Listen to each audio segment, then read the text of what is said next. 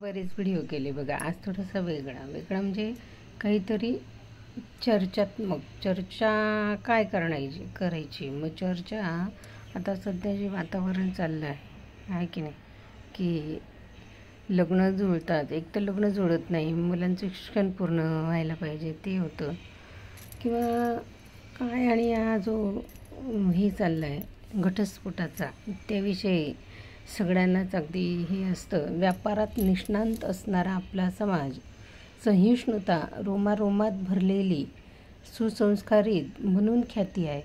धार्मिक वृत्ती जोपासणारी आपण माणसं पण गेली काही वर्ष नोकरी, व्यवसाय माध्यमातून व शैक्षणिक विकासातून परदेशी घडामोडीचा परिणाम, मुलं मुली उच्च शिक्षण घेऊन देश विदेशी राहणीमान, परदेशी उच्चभू लोकांसोबत राहून त्यांच्या विचारांचा पगडा म्हणा की कुटुंबातील संवाद दुरावल्यामुळे होतात हे घटस्फोट.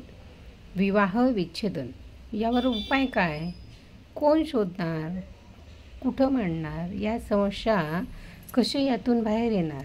माझा समाज म्हणून हा प्रयत्न करायचा आपण माणस आहे. यासाठी आपली साथ मिळणं गरजेचं आहे. तर मग करूया का एक प्रामाणिक प्रयत्न? आपल्या खानदेशात एकत्र येऊन चर्चा विनिमय दिवसभरासाठी एक प्रबोधन करून घटस्फोट का होतात याची कारणं शोध असाच काही संवाद 4 तासांसाठी आपल्या सर्वांच्या प्रत्यक्षात उपस्थितीमध्ये घेऊन येत आहे अखिल भारतीय विवाह संस्कृती परिवार व त्यांचे सहयोगी विवाह संस्कृती परिवार. माझे नाव सौ प्रमिला रवींद्र ब्राह्मणकर. माझं यूट्यूब चॅनल आहे प्रमिला ब्राह्मणकर. बरेच व्हिडिओ आहेत, आध्यात्मिक आहे, सगळ्या प्रकारचे आहेत. हा थोडासा वेगळा आपल्या समाजासाठी. बघा, प्रयत्न करा. हे कुठेतरी थांबलं पाहिजे, खरंच थांबलं पाहिजे. दोन्ही बाजूनी प्रयत्न झाला पाहिजे तरच घटस्फोट घ्यायला नको किंवा कुठलीही गोष्ट आपल्या संसारात अडचण येईल असं करायला नको. याच्यावरच किरण बेदी या महिलेने लिहिलेली छान एक कविता आहे बघा, मराठीत भाषांतर केलेलं. नवरा बिचारा काय म्हणतो किमान ऐकून घ्या, पटलं तर हो म्हणा, नसता सोडून द्या. साध्या क्षुल्लक कारणावरून वाद घालू नका. घरातल्या मोठ्या माणसांना चरचर बोलू नका. काय उपयोग आहे तुझ्या उच्च शिक्षित असण्याचा? मुळीच गर्व करू नकोस थोडं बरं दिसण्याचा.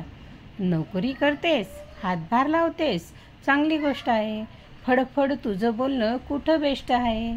आईशी सलगी करताना सासूशी नको भांडू. आयुष्यातले सुखाचे क्षण उगीच नको सांडू. स्वच्छता टापटीप, घर पॉश असावं. याचा अर्थ असा नाही की घरात कोणी नसावं. थकलेले आई वडील सांग कुठे जातील. आज ना उद्या आई बाबा मुलाकडेच येतील. खरं सांग, या मुद्द्यावर भांडायला पाहिजे का? म्हातारपणी त्यांनी काय आश्रमात जायला पाहिजे का? अशिक्षित आहेत, सारे आहेत, मान्य आहे मला. याचा अर्थ असा नाही की घालून पडून बोला. आई वडीलच दिसणं नाही असं महत्त्वाचं असतं. म्हातारी माणसं असतील तर घर शोभून दिसतं. आई वडील घरात असणं हा इंटेरियरचाच भाग आहे.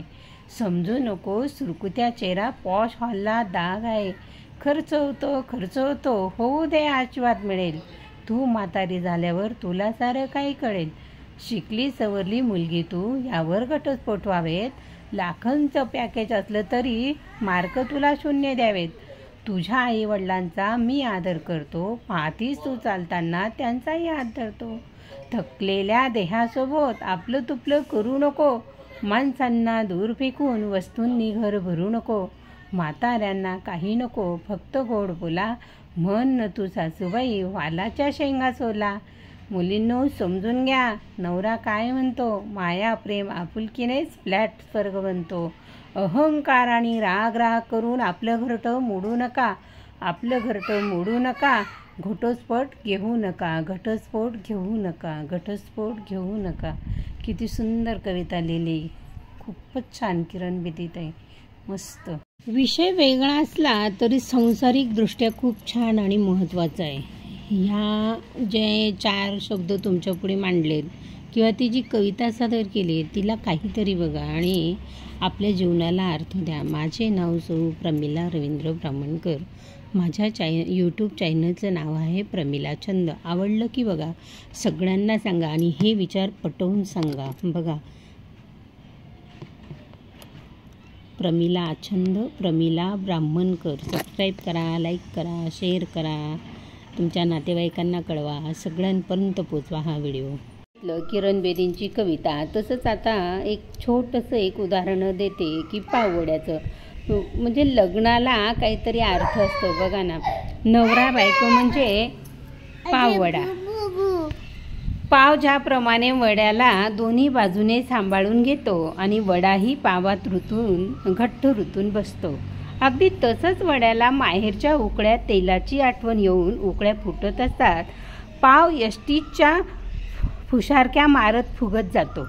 वडापावची चव मुख्यतः वड्यामुळे असते. संसाराला बायकोमुळेच अर्थ येतो. भरपूर लाल तिखट, चवीपुरते मीठ, हळद, हिंग आणि किंचित साखर हे गुणही बायकोतच असतात. पावात असतो तो फक्त मैदा, निर्विकार नवऱ्यासारखा. वड्यात मुख्य असतो बटाटा, कार्बोदकयुक्त जाडजूड आणि बायकोसारखा. पाव फक्त फुगलेला फुगा नवऱ्यासारखा. बायको वड्यासारखी असते, म्हणूनच वेड्यासारखी वड्याला फेऱ्या मारते आणि म्हणते, वडापाव वडापाव. नवऱ्याची पावलो पावली काळजी घेते आणि नवराही बायकोमुळे वेडा होऊन बायकोच्या पावलावर पाऊल ठेवून आयुष्यभर खाली मान घालून मागे मागे चालत राहतो. वडापाव ताजा गरम असताना चांगला लागतो. लग्नही ताजे नवीन असताना छान वाटते. वडापाव आणि लग्न शिळे झाले की पोटातल्या आणि कोर्टातल्या तक्रारी वाढायला लागतात. वडापाव खाताना पावाचे 2 भाग होतात. लग्न झाल्यावर नवऱ्याचेही 2 भाग होतात. एकीकडे बायको, दुसरीकडे आई. वडा मात्र अख्खाच राहतो. वडापावसोबत आंबट चिंचेची चटणी, पाचक पुदिना चटणी, गोड टोमॅटो सॉस आणि तिखट मिरची हवी. चव वाढते. नवरा बायकोतही चिंचेसारखे आंबट शौकीन प्रेम, पुदिन्यासारखी पाचक काळजी, टोमॅटोसारखे गोड हास्य आणि रागाची थोडीशी मिरची हवीच. संसार फुलतो. त्यामुळे वड्याला उकळत्या तेलात आणि पावाला गरम गरम बट्टीतून जेव्हा काढले जाते तेव्हाच वडापाव खमंग आणि चविष्ट होते. नवरा बायको ही जगण्याची ओढाताण, वडाताण सहन करून दुःखाचे कडक तेल ताप पचवून अनुभवाच्या भट्टीतून बाहेर निघतात. तेव्हाच संसारही चविष्ट होतो, रुचकर होतो. किती सुंदर उदाहरण आहे की नाही? या उदाहरणाप्रमाणे जर आपण आपला संसार केला, कशाला घटस्फोटाची गरज आहे हो ना? खूपच छान. संस्कृतीचा वारसा, सुंदर संस्कृतीचा वारसा, वारसा सुंदर विचारांचा, प्रभाव मनात भावनांचा, भावनांचा श्वास हा कर्माचा,